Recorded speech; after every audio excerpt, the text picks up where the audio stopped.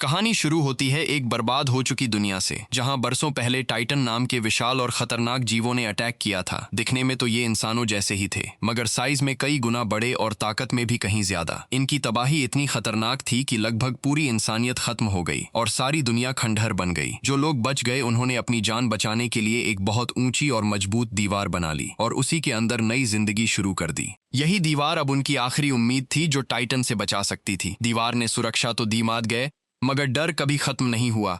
हर किसी के दिमाग में बस एक ही डर था कि अगर टाइटन फिर लौट आए तो क्या होगा। टाइम गुजरता गया और 100 साल से ज्यादा बीत गए। इतने लंबे टाइम में लोग टाइटन को लगभग भूल ही चुके थे। अब वो सिर्फ एक कहानी बनकर रह गए थे जो बच्चों को डराने के लिए सुनाई जाती थी। दीवारों के अंदर की दुनिया 3 हिस्सों में बंटी हुई थी। सबसे बाहर एरिया 3 था, जहां गरीब लोग और किसान रहते थे जो खेती करके गुजारा करते थे, और यही हिस्सा टाइटन के सबसे नजदीक भी था। इसके अंदर एरिया 2 था, जहां फैक्ट्रियां और मशीनों का काम चलता था, और सबसे अंदर एरिया 1 था, जहां अमीर लोग और गवर्नमेंट रहती थी जो पूरे शहर को कंट्रोल करती थी। वहां की गवर्नमेंट ने बहुत सख्त नियम बना रखे थे। ना कोई एक्सपेरिमेंट कर सकता था, ना कोई नई इन्वेंशन, और दीवार के पास जाना भी मना था, क्योंकि डर था कि बाहर गया इंसान टाइटन का शिकार बन जाएगा। इसी दुनिया में एरिया 3 में एक लड़का रहता है जिसका नाम एरन है, जो बाकी सबसे अलग सोच रखता है। जहां बाकी लोग दीवार के अंदर की जिंदगी में खुश थे, वहीं एरन को यही जिंदगी एक कैद जैसी लगती थी, और उसका सपना था कि वो दीवार के पार जाकर असली दुनिया देखे। वो जानना चाहता था कि टाइटन सच में है या बस डराने के लिए बनाई गई एक कहानी है। एरन ये बात अपने दोस्तों को भी बताता है, जिसमें एक दोस्त आर्मिन है जो बहुत समझदार है और हर चीज को गहराई से समझने की कोशिश करता है। इनके साथ एक लड़की मिकासा भी है जिसे एरन की बहुत फिक्र रहती है। वो चाहती है कि एरन कोई खतरा ना उठाए और सेफ जिंदगी जिए, क्योंकि दोनों एक दूसरे को पसंद करते हैं। मगर एरन का मानना था कि इंसान टाइटन से डरकर दीवार के पीछे छुप गए हैं, और अगर सच जानना है तो बाहर निकलना ही पड़ेगा। इसलिए एक दिन वो तय करता है कि किसी भी तरह दीवार पार करेगा। बहुत समझाने के बाद दोस्तों को भी अपने प्लान में शामिल कर लेता है, और तीनों चुपके से दीवार तक पहुंचने की कोशिश करते हैं। मगर वहां मिलिट्री की सख्त सिक्योरिटी होती है, और जैसे ही ये लोग पहुंचते हैं सोल्जर्स इन्हें पकड़ लेते हैं। हालांकि मिलिट्री का लीडर एरन को डांटने की बजाय छोड़ देता है, क्योंकि वो उसे पहले से जानता था और समझता था कि एरन एक जज्बाती और होशियार लड़का है जो कुछ बड़ा करना चाहता है। तभी अचानक जमीन जोर जोर से हिलने लगती है, और पहले सबको लगता है शायद भूकंप है, मगर जैसे ही लोग दीवार के ऊपर देखते हैं तो हैरान रह जाते हैं, क्योंकि वहां एक बहुत बड़ा और डरावना टाइटन खड़ा था, जिसे कोलोसल टाइटन कहा जाता है।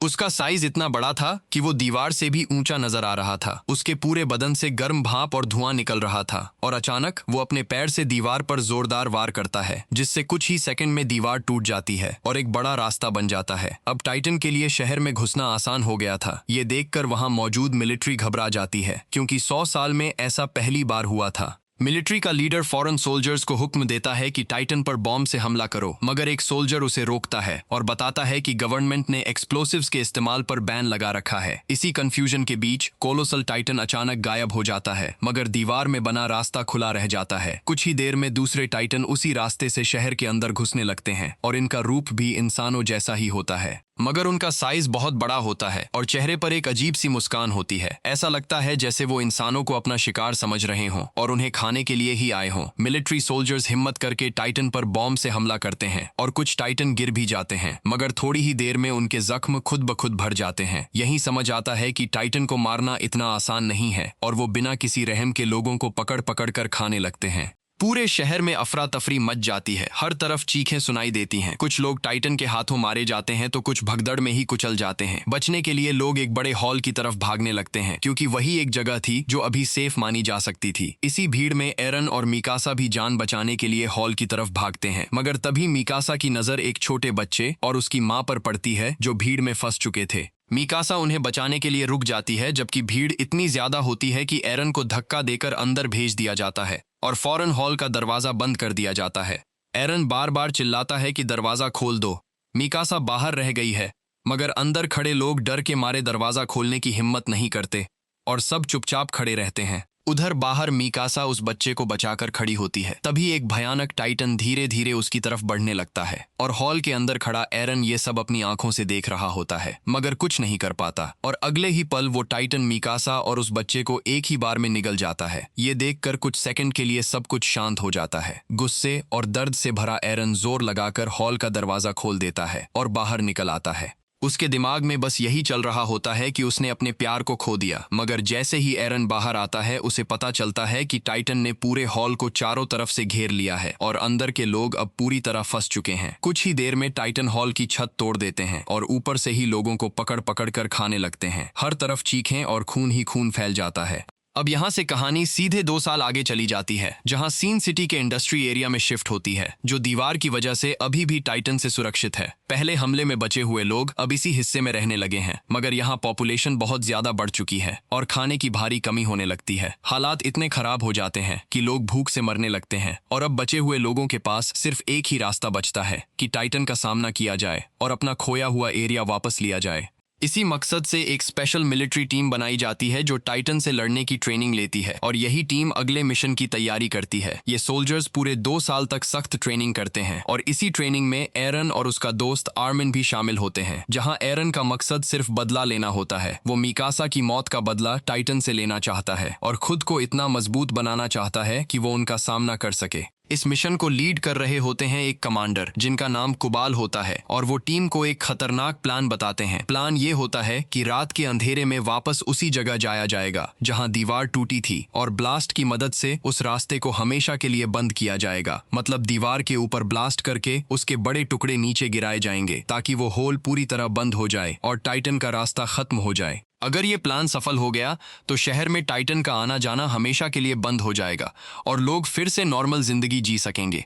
मगर ये मिशन बेहद खतरनाक होता है क्योंकि या तो वो टाइटन को रोकेंगे या फिर खुद अपनी जान गंवा देंगे।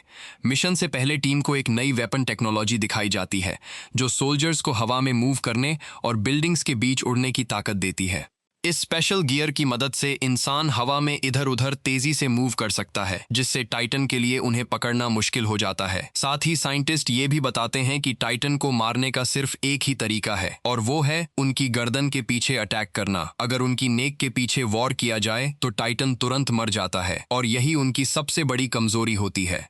अब सारी तैयारी के बाद रात के अंधेरे में पूरी टीम अपने इस खतरनाक मिशन के लिए निकल पड़ती है। रास्ते में उन्हें एक अजीब सी आवाज सुनाई देती है और पहले सबको लगता है कि ये किसी गाय की आवाज है, इसलिए वो आगे बढ़ने लगते हैं। मगर तभी एक सोल्जर को एक छोटे बच्चे के रोने की आवाज सुनाई देती है और उसे लगता है कि कोई बच्चा खतरे में है। वो उसकी मदद करने के लिए आगे बढ़ती है और एरन भी उसके पीछे चला जाता है। मगर जैसे ही वो उस बच्चे के पास पहुंचते हैं उन्हें सच्चाई पता चलती है। वो कोई नॉर्मल बच्चा नहीं बल्कि टाइटन का बच्चा होता है जो आधा इंसान और आधा मॉन्स्टर होता है।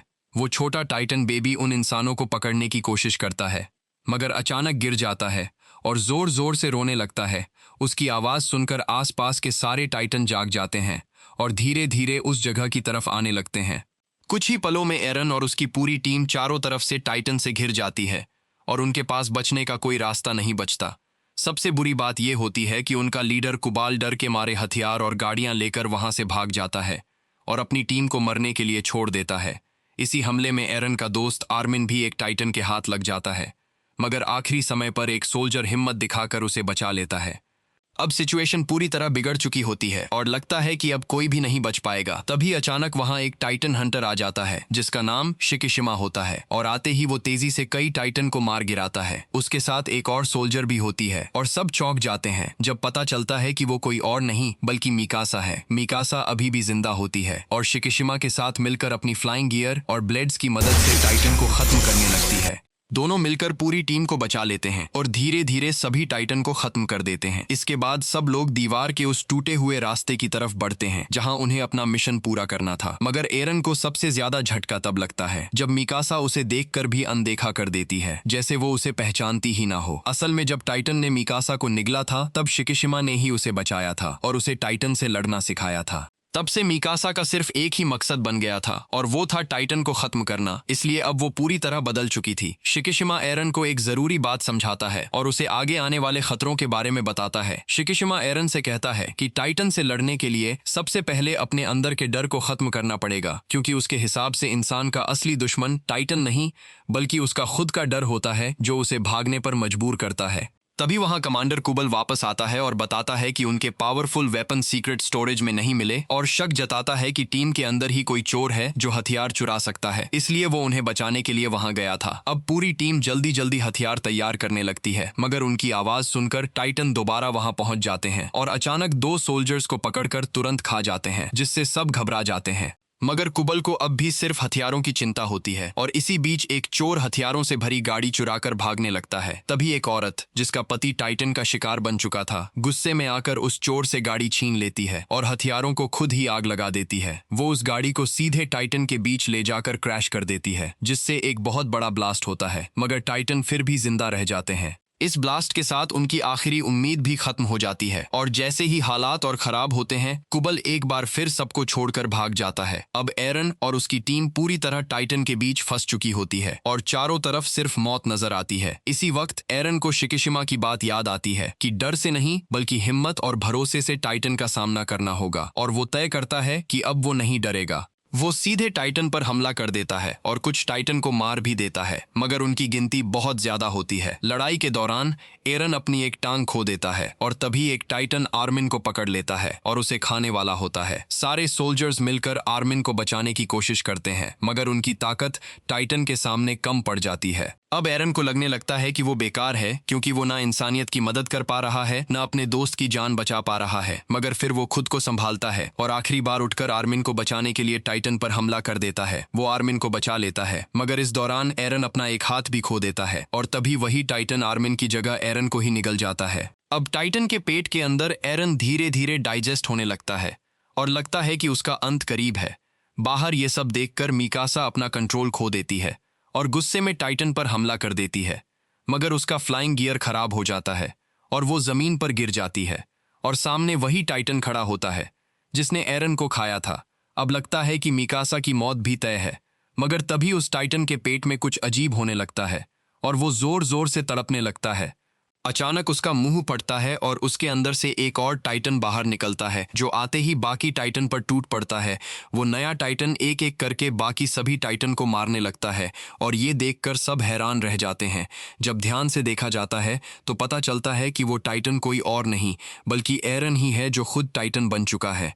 मगर लड़ाई के बाद वो टाइटन कमजोर पड़ने लगता है, बिल्कुल वैसे ही जैसे मरते वक्त दूसरे टाइटन हो जाते हैं। तभी एक कमांडर चिल्लाता है कि उसकी गर्दन के पीछे के हिस्से को काटो, मगर पहले कोई समझ नहीं पाता कि वो क्या कह रहा है। मिकासा तुरंत उसकी बात समझ जाती है और टाइटन की गर्दन पर हमला करती है, जिससे अंदर से एरन जिंदा बाहर निकल आता है। सबसे हैरानी की बात यह होती है कि उसका कटा हुआ हाथ और पैर पूरी तरह ठीक हो चुके होते हैं। ये देखकर शिकिशिमा हल्का सा मुस्कुराता है, जैसे उसे पहले से पता हो कि एरन के साथ ऐसा होने वाला है। इसके बाद मूवी में एक फ्लैशबैक दिखाया जाता है जिसमें एरन के पिता ग्रीशा के बारे में सच्चाई सामने आती है। ग्रीशा एक साइंटिस्ट थे और एक दिन वो एरन को एक स्पेशल दवाई इंजेक्ट करते हैं, जबकि उसी समय एक कमांडर भी वहां मौजूद होता है। एरन की मां इस एक्सपेरिमेंट को रोकने की कोशिश करती है, मगर ग्रीशा कहते हैं कि ये दवाई एरन को फ्यूचर में खास बनाएगी और शायद वही इंसानियत को टाइटन से बचाएगा। तभी फ्लैशबैक में दिखता है कि जैसे ही ग्रीशा ये इंजेक्शन देते हैं, उसी समय गवर्नमेंट ऑफिसर्स उनके घर पहुंच जाते हैं। ग्रीशा तुरंत एरन को एक कमांडर के साथ छुपा देते हैं और उन ऑफिसर्स के साथ कुबल भी मौजूद होता है। गवर्नमेंट को पता चल चुका था कि ग्रीशा सीक्रेटली एक्सपेरिमेंट्स कर रहे थे और यहाँ का कानून किसी भी तरह के एक्सपेरिमेंट या इन्वेंशन की इजाजत नहीं देता था। इसी वजह से सजा के तौर पर एरन के माता पिता को अरेस्ट कर लिया जाता है और उनके सारे रिसर्च नोट्स जला दिए जाते हैं। यही वजह थी कि वो कमांडर हमेशा एरन का साथ देता था, क्योंकि उसे पता था कि एरन के अंदर कुछ खास है।